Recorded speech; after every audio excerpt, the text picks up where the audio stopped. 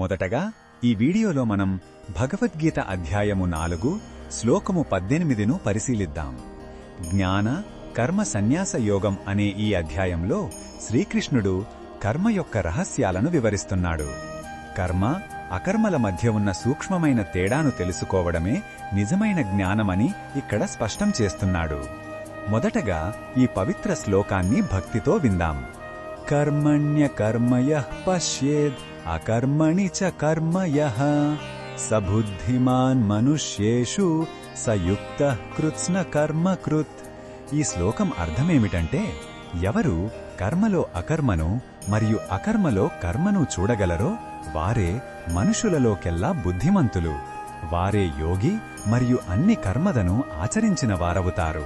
కర్మలో అకర్మను చూడటమంటే ఫలాపేక్ష లేకుండా, కర్తృత్వ భావన లేకుండా మన విధిని మనం నిర్వర్తించడం. అలా చేసినప్పుడు ఆ కర్మ మనల్ని బంధించదు. అలాగే అకర్మలో కర్మను చూడటమంటే చెయ్యవలసిన పనిని చెయ్యకుండా ఉండటం కూడా ఒక కర్మేనని, దాని ఫలితం కూడా ఉంటుందని గ్రహించడం. ఉదాహరణకు, తన బాధ్యతను నిర్లక్ష్యం చెయ్యడం అనేది ఒక రకమైన తప్పుడు కర్మే అవుతుంది. ఈ శ్లోకంలో ఉన్న భావం మనకు ఏమి చెప్తుందంటే, నిజమైన స్వేచ్ఛ పనులను వదిలేయడంలో లేదు, పనులను చేసే విధానంలో ఉంది. మనం చేసే ప్రతి పనిని భగవంతునికి అర్పణగా, సాక్షిభూతంగా చేస్తే ఆ కర్మల బంధం మనకు అంటదు. ఇది మనస్సును ప్రశాంతంగా, స్థిరంగా ఉంచుతుంది. భౌతిక ప్రపంచంలో చురుకుగా ఉంటూనే ఆధ్యాత్మికంగా స్థిరంగా ఉండగలమనే గొప్ప ధైర్యాన్ని ఈ శ్లోకమిస్తుంది. ఈ బోధనను మన దైనందిన జీవితంలో ఎలా ఉపయోగించుకోవచ్చంటే, మన ఉద్యోగంలో లేదా కుటుంబ బాధ్యతలలో ఫలితం గురించి అతిగా ఆందోళన చెందకుండా మన పనిని శ్రద్ధగా చెయ్యాలి.